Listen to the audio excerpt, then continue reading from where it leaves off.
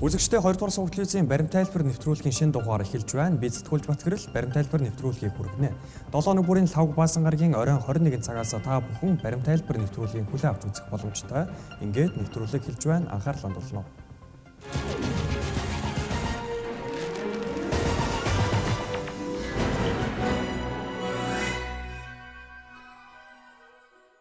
Монгол Улсын ерөнхий сайд засгийн газартаа халаас илгээ хийж, шинэ сайд нарын нэрийг улсын хурлын даргаад өргөн барьж, чуулганы нэгдсэн хуралдаанаар хилцүүлэхээр болсон. Ерөнхий сайдын саналаараа болоо шинээр 4 сайдын нэрийг оруулж ирж байгаа юм. Үүнд сангийн сайд, гадаад харилцааны эдийн засгийн хамтын ажиллагааны сайд, замтай өр барилгын байгуулалтын сайд, уулуурга эрчим хүчний сайд, мөн сангийн сайд нар юм. Үүнээс 2 нь дан дээлтэй, 2 нь давхар дээлтэй буюу улсын хурлын гишүүд байхаар харагдаж байна. Гэхдээ одоогоор эвслээс нэр дэвшигт соломон гишүүний асуудал бүрэн шийдэгдээг байгаа юм. Шинээр орж ирсэн 4 сайдын 3 нь ардчсан намынх, нэг нь шударгаас эвслээс байна. Засгийн газрын тэргүүн алтан хуйг удтал гангасан засгийн газар авч үлдэх улс төрийн шийдвэр гаргаж, халаас илгээний асуудал сөхөгдсөн. Үүний улмаас өнгөрсөн 9 сараас хойш аль яамд татан буугдаж, хин сайд шинээр томилогдох тухай асуудал ундарсан. Ямар ч тач засгийн бүтэц тодорхойлж хуучин 6 ямыг 3 болгон цомгтон гадаад яамд сэтэр зүүсэн юм. Улмаар өнөөдөр өглөө буюу 10 дугаар сарын 15-нд засгийн газар хэрэглэх газрын дарга сайхан бэлэг шинээр зохион байгуулагдсан яамдуудыг хэн толгойлох тухай шинэ сайд нарын нэрсийг улсын хурлын даргаад өргөн барьж, улсын хурлын чуулганаар хилцүүлэхээр боллоо. Засгийн газрын гишүүн сангийн сайдаар улсын хурлын гишүүн Дасцгийн зөрөгтийг мөн гадаад харилцаа эдийн засгийн хамтын ажиллагааны сайдаар Лүндгийн бүрвсөрөнг уулуурга эрчим хүчний сайдаар Эрдэнэсын тоогийн жигчдийн нэрийг бол бас тус өргөн мэдүүлээд байна. Эвслийн субъект болсон манай нэг оролцогч маань нам доторх эвсэл доторх өөрсдийнхөө процессыг бол өнөөдөр дуусгах ёстой. Ингээд ерөнхий сайдын өргөн барьснараа сангийн сайдад улсын хурлын гишүүн зөрөгт, уулуурга эрчим хүчний сайданда жигжид, харин гадаад харилцаа эдийн засгийн хамтын ажиллагааны сайдад профессор нарын нэрийг аль бие ёсоор дэвшүүлээд байгаа юм. Харин замтай өр барилгын байгуулалтын сайдад өчигдрийн байдлаараа шударгаас эвсэлдээр цолмонгийн нэр нэлээд хүчтэй ярьж байсан боловч өнөөдөр бас эцсийн байдлаар их хурлын даргад өргөн мэдүүлсэнгүй. Үүнийг учрыг тайлбарлахдаа шударгаас эвсэл дотроо өнөөдөр хилцэж байж үдээс хойштой юм өнөөдөртөө багтаж ерөнхий сайдад замтай өр барилгын байгуулалтын сайдад мэддэвших хүнийхээ нэрийг гаргаж өгөх ёстой гэсэн байр суурьгаас сайхан бэлэг дарга илэрхийлж байсан юм. Харин 7 сайдыг үүрэгт ажиллаас нь чөлөөлүүлэхээр өргөн барьсан юм. Үүнд сангийн сайд Улаан, замтай өрийн сайд Гансүх, барилгын байгуулалтын сайд Баяр сайхан, эрчим хүчний сайд Сономбил, эдийн засгийн хөгжлийн сайд Батбаяр, уулуургаан сайд Ганхуйг, гадаад харилцааны сайд Болд нарын 7 сайд багтаж байгаа юм. Засгийн газрын шинэ бүтэц батлагдсан даруйд шинэ сайд нарын таамаг хөвсний эцэст аль бие усны нэр сайд тодорхой болж байгаа энэ юм. Дээрх нэр болгосон сайднараас хамгийн ихэнд гадаад харилцаа эдийн засгийн хамтын ажиллагааны сайдад нэр дэвшсэн Бүрвсөрөнг одоо авч үзье. Бүрвсөрөн Монгол Улсын ерөнхийлөгчийн элбэг доржийн гадаад дуудлагын зөвлөх юм. Нэггээр хэлбэл элбэг доржийн хүн өнгөрсөн саруудад болсон урд хойд төршин төрийн тэргүүнээр альжлын тодорхой хувь нэмэр альжлалд тодорхой хувь нэмэр үүрэг гүйцэтгэсэн хүн гэж яригддаг. Тэр дундаа Хятадын төрийн тэргүүний альжлын үеэр транзит тээврийн асуудлыг эцсийн мөч хүртэл Хятадын талд тулган тавьж зөвшөөрүүлэх дипломат тактикийг зохион байгуулагч нь ерөнхийлөгчийн зөвлөх Бүрвсөрөн гэж яригдж байсан юм. Мөн өнгөрсөн шахан хамтын ажиллагааны байгууллагын гишүүн орнуудын төрийн тэргүүнээр уулзалтын үеэр ерөнхийлөгчийн санаачилсан 3 талт уулзалт Улаанбаатар яриа хэлцээр зэрэг ерөнхийлөгчийн сүүлийн үед явуулж байгаа гадаад дуудлагын сценарийг зохиогч нь Бүрвсөрөн гэж хүмүүс ярьдаг. Одоо ингээд Бүрвсөрөнгийн тухай баримтыг авч үзье. 1989-1991 онд гадаад харилцааны яамны захиргааны хилцээний атшээ 1991-ээс 1993 онд Улаанбаатар дахь Германы элчин сайдын яамд орчуулагч 93-аас 95 онд гадаад харилцааны яамны Европ Америкийн газарт атшээ 95-аас 2000 онд Бонн дахь элчин сайдын яамд 2 болон 1-р нарийн бичгийн дарга 2000-аас 2009 онд гадаад харилцааны яамны Европын газарт 1-р нарийн бичгийн дарга мөн 2009 оноос хойш Монгол Улсын ерөнхийлөгчийн гадаад дуудлагын зөвлөхөөр одоо хүртэл ажиллаж байгаа юм. Монгол Улсын ерөнхийлөгчөө засгийн газрын шинэ бүтцийн асуудлыг ерөнхий сайд чуулганд өргөн барьсан даруйд шинээр томилогдох сайд нар нь дан дээлтэй байх ёстой.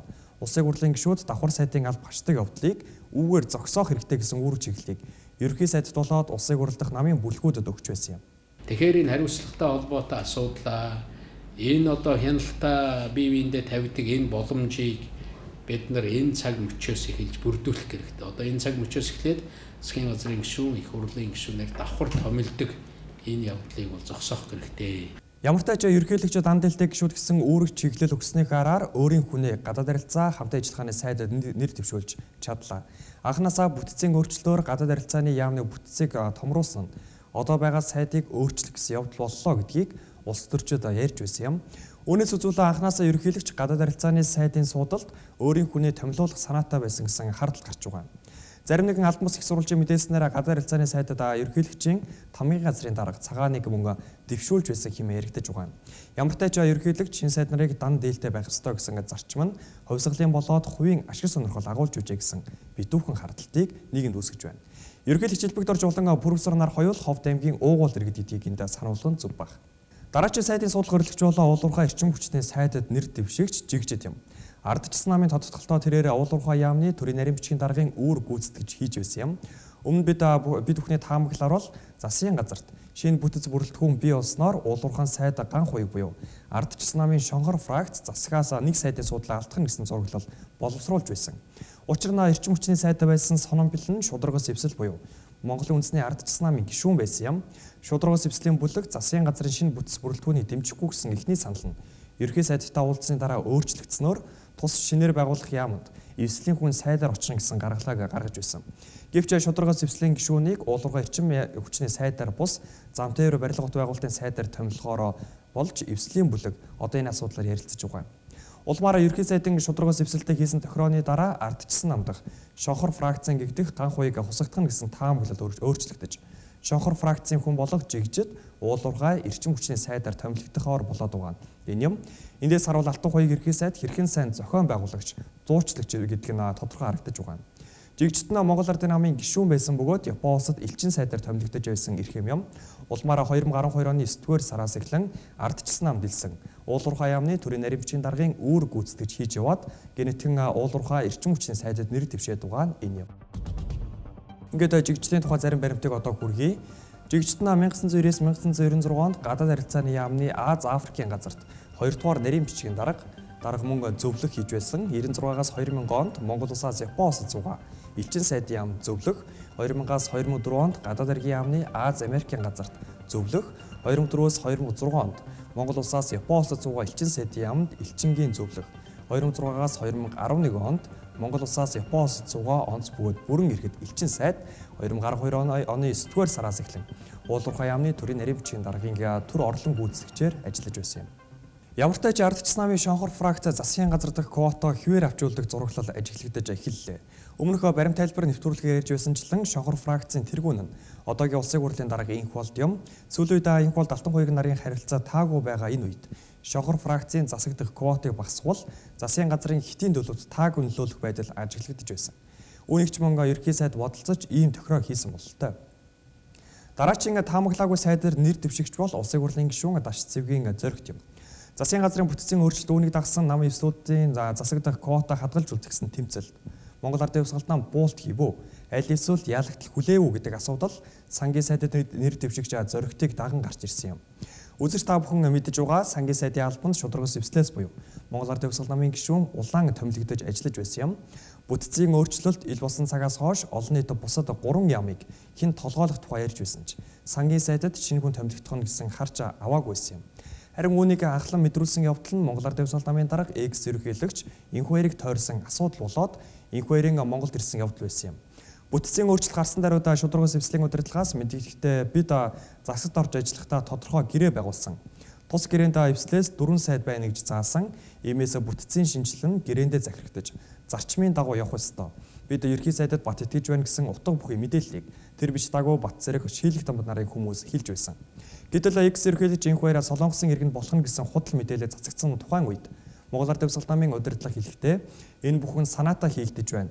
Даргаар дамжуулан Монгол Ардын Хувьсгалт намыг муухай харагдуулах гэсэн ажиллагаа явагдлаа. Энэ бүхэн засгийн газрын бүтэц өөрчлөгдөж байгаа эзэгтэй үед тохиож байна зэргээр ярьж байсан юм. Монгол Ардын Хувьсгалт намын нарийн бичгийн дарга дуурч ярихдаа энх хоёр даргын энэ асуудал гарахаа энэ үеийн нөхцөл байдлыг аваад үзэхэд засгийн газрын бүтцэд өөрчлөлт орох нэг эзэгтэй үе тохиож байгаа. Тусаа худал зурглалыг гаргасан этгээдүүдэд бидний анхаарлыг сарниулах зорилготой байхыг үүсэх үгс тэрээр ярьж байсан юм. Үнэхээр ч тэдний айдас болгоомжлол нь ортой болох нь батлагдлаа. Товчоор хэлбэл бүтцийн өөрчлөлт нэрийн доор эрх баригч хүчин хамтрагчаас нэг суудлыг нь булаах ажиллагаа даалд явагдж байжээ. Үүнийг мэдсэн үгэлтэй Монгол Ардын Хувьсгалт намын дарга энх хоёр өнгөрсөн 7 хоногт ирсэн юм. Түүнийг дагаж ирснийг хардтал бол бүтцийн өөрчлөлтийг эзэгтэй үед засгийн газар дахь эвслийнхээ сайд нарын суудлыг хамгаалахаар ирлээ гэсэн шуум байсан юм. Үүнийгээ ч батлуу гэлтэй ирсэн даруйдаа энэхүү баяраа улсын хурлын дах шударгаас эвслийн бүлгийн хурал сууж оройно ерөнхий сайдтай ганцаарчилсан уулзалт хийж байсан юм. Хажирхалтай нь уулзалтын дараа талууд харилцан ойлголцож тохиролцсон гэсэн мэдээлэл их сурвалжаас хөрсөн. Үүнээс үзүүлээ сангийн сайдыг солих асуудал ерөнхий сайд болоод шударгаас эвслийн тэргүүн энэхүү баяраараа тохирчихгүй гэсэн дүр зураг ажиглагдж байгаа юм.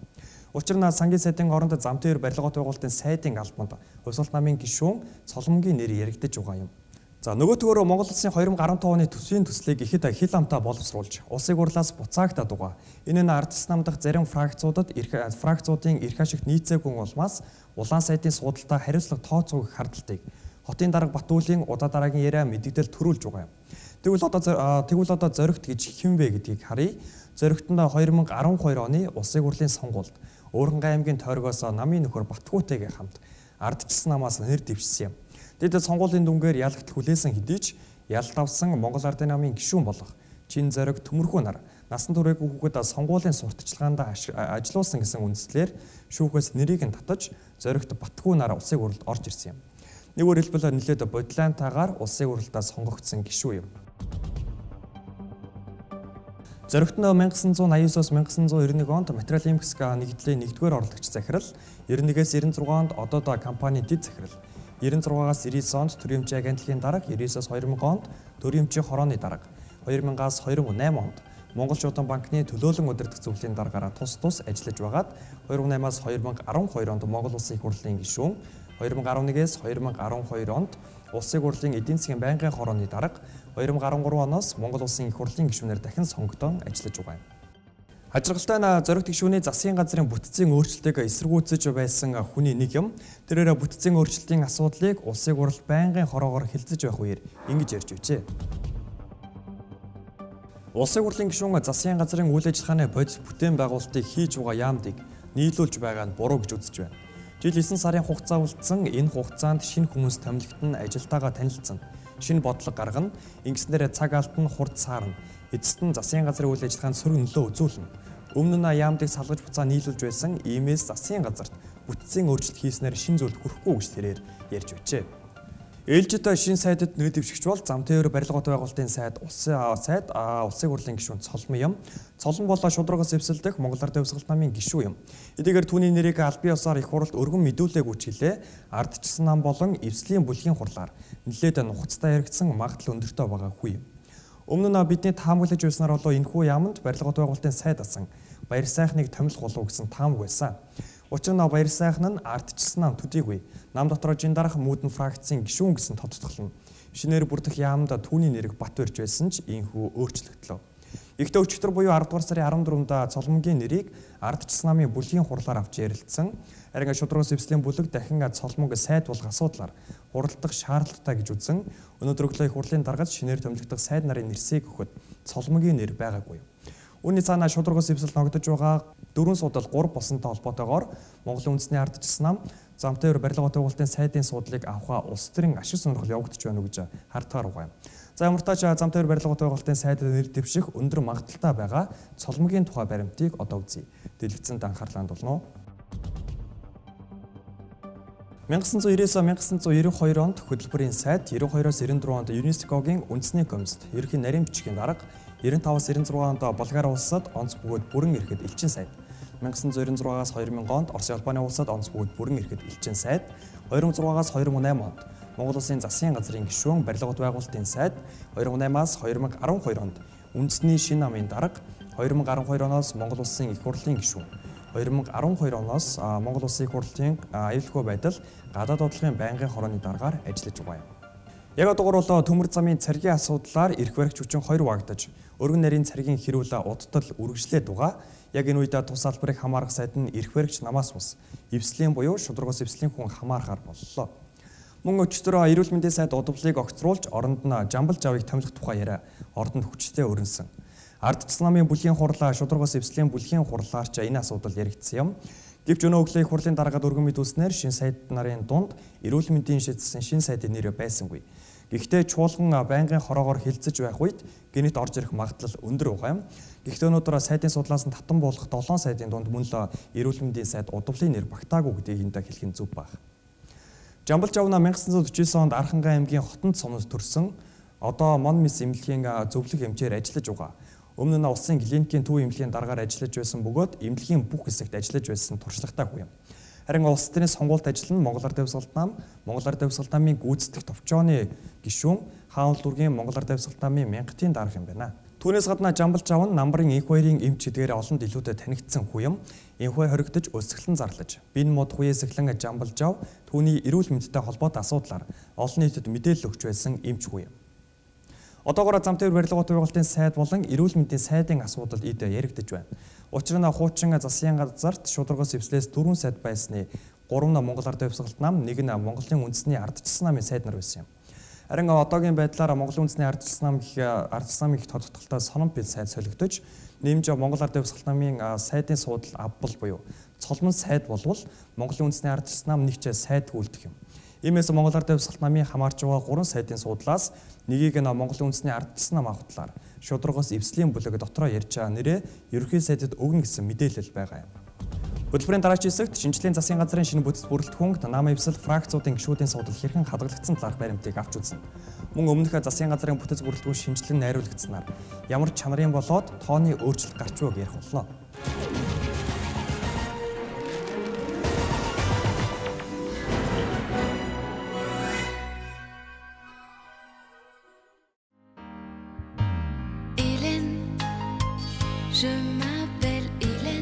Илэн ба залуучууд Францын алдарт олон ангид уран сайхны киног үзэгч та бүхэн зөвхөн 2 дугаар цог телевизээр даваагаас баасан гаригуудад үдших бүрийн 22 цагаас хүлээн авч үзээрэй. Илэн ба залуучууд.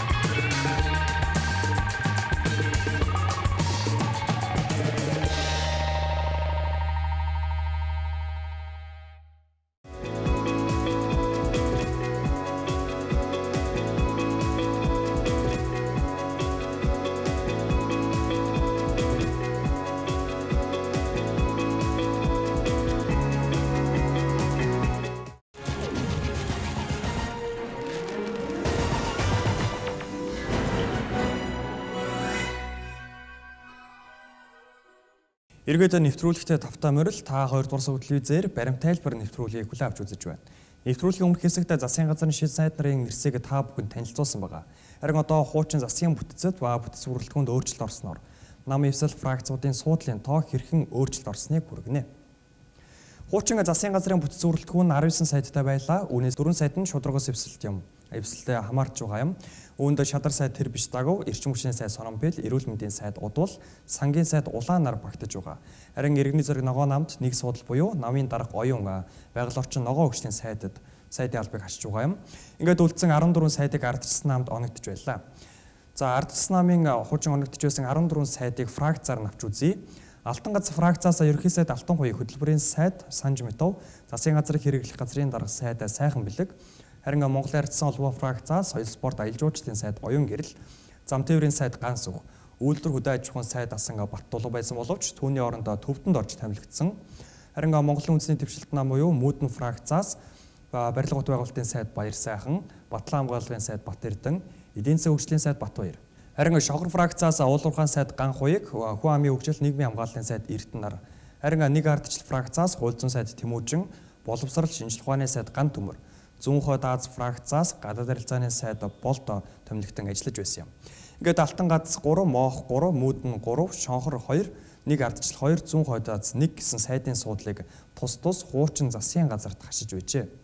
Харин бүтцийн шинжилэл хийгдснээр хуучин 6 ямыг нэгтгэж 3 болгон өөрчилсөн байгаа. Үүнд гадаад харилцаа эдийн засгийн хамт ажиллагааны сайд, зам дээр барилга бот байгуулалтын сайд, уулуурхай эрчим хүчний сайд нар багтаж байгаа юм. Үүнээс гадна эдийн засгийн хөгжлийн яамыг сангийн яамтай нэгтгэсэнтэй холбогдуулна. Сангийн сайдад шинээр хүн томилж байна. Мөн гадаад харилцааны сайд, гадаад харилцааны бүтцийг өөрчлөж мөн л шинэ сайдад томилж байгаа юм. Ингээд аль бие ёсоор бол засгийн газарт 4 сайдаа шинээр орж ирэхээр болж байгаа. Гадаад харилцаа эдийн засгийн хамт ажиллагааны сайдад ерөнхийлөгчийн зөвлөх Монголын ардчилсан холбоо фракцын гэгдэх пүрэв сүрэн яригдж байна. уулуурга эрчим хүчний яамд сайдад болохоор жигжид буюу ардчилсан намын шонхор фракцийн хүн яригдж байгаа юм. Харин сангийн сайдад ардчилсан намын мүүдэн фракцийн зоригт гэсэн хүмүүс нэрс яригдж байгаамаа. Ингэснээр шинжлэлийн засгийн газрын шинэ бүтцэд Монголын ардчилсан холбоо фракцаас 3, шонхор фракцаас 2, мүүднээс 2, 1 ардчлаас 2, алтан гацсаас 3 болоод шударгаас эвслээс 3 сайд багтахаар болж байгаа юм. Хуучин багтаж байсан зүүн хойд Азийн төлөөлөл буюу болцайдын хүн огцорсноор засгийн газарт зүүн хойд Азаас ямар ч төлөөлөлгүй болж байгаамаа. Ямар ч тач засгийн газарт халаас илгээ бүтцийн шинжил хийснээр эрх сонгуул хүртэл буюу бүрийн эрхийн хугацаагаа дуустал оршин тогтнож чадхаар боллоо гэж улс төрийн шинжээчид ажиллаж байгаа. Учир нь халаас илгээ бүтцийн өөрчлөлтийн дараачаар ардчилсан намын фракцуудын зөрчилс ширүүсч магадгүй гэсэн таамаглал байсан. Харин одоогийн нөхцөл байдлаар бол ардчилсан намын фракцуудын засагдах суудлын тоог дахин эв найрамдалтаагаар зохицуулсан байдал харагдаж байна. Харин шударгаас эвслийн хувьд хуучин 4 суудлыг нь 3 болгон цөөлж байгаа. Учир нь зарим яамдыг цомгтгсантай холбоотойгоор эвслийн засагт эзлэх 25% квот нь суудлын хувьд нэгээр багсан 109 гэж үзсэн бололтой. Байгуулагдсан цагаас эхлэн хил ам дагуулж шинжлэлийн засгийн газрын имижийг унгааж байсан гэгдэг. Эдийн засгийн хөгжлийн яамыг татан болголоо. Ардчилсан намын нэр хүндийг сэвтүүлж байсан тус яамыг даруй татан болгож эрх парламентын сонгуульд ихэд олон нийтэд эдийн засгийн хөгжлийн яам гэж байгаагүй мэт сэтгэл төрүүлэхээр эрх баригчид ажилд оржээ. Нэг шинэ өөрчлөлтөнд гадаад харилцааны сайд нь эдийн засгийн зарим салбарыг хамаардаг болж байгаа явдал юм. Анхнаасаа л ерөнхийлөгч өөрийн хүнээ томилуулахаар тус яамны бүтцэд өөрчлөлт орууллаа гэсэн хардалд өнгөрсөн хугацаанд ерөнхийлөгчийн бүс нутаг болоод олон улсын тавцанд хийсэн улс төрийн шийдвэр алхмуудаас төрж байсан юм. Учир нь гэвэл гадаадын улс орнуудтай томоохон гэрээ хилцэл байгуулсны дараачаар түүнийг нь хэрэгжүүлэх ажил нь дотооддоо буюу Монголын засгийн газар ажлын хэсгийн түвшинд гацдаг байдал уужгарч байгааг ерөнхийлөгч идэвхтэй шүүмжилдэг байсан. Иймээс гадаад харилцааны сайд дэлхийн улс орнуудтай харилцаа тогтоохдоо эдийн засгийн ач холбогдолтой томоохон төлбөрүүдийг давхар хамаарч явах эрхийг олгож байгаа нь энэ юм. Нөгөөдгөөрөө ерөнхийлөгч давхар дийллийг сануулж ерөнхий сайдыг дандээлтэй сайд нараар кабинета бүрдүүлэх гэсэн шахалт хийхийн тайлбарт өөрийн хүнээ гадаад харилцаа эдийн засгийн хамтын ажиллагааны сайдад томилуулж чадлаа гэсэн гаргалгаа мөн гарч байгаа юм. Эдгээргээс тооцвол энэ удаагийн засгийн газрын бүтэц бүрэлдэхүүний шинжилэл төдийлөн чанарын өөрчлөлт орсонгүй гэж дүгнэж болохоор байна. Өөрөөр хэлбэл энгийн нэг иргэн хүнд засгийн бүтцийн шинжилэл нь шууд нөлөөлөхгүй гэж хэлж болохоор юм. Харин ардчилсан нам буюу эрх баригч намын хувьд засгийн газраа 4 жил тогтвортой барих түүхэн алхам хийлээ гэж харж болохоор байна. Учир нь ардчилсан хүчин засаг барьсан түүхэндээ хизээж 4 жил битгий хэл 2 жилч тогтвортой ажиллаж чадлагүй огцорч өөрчлөгдөж байсан юм.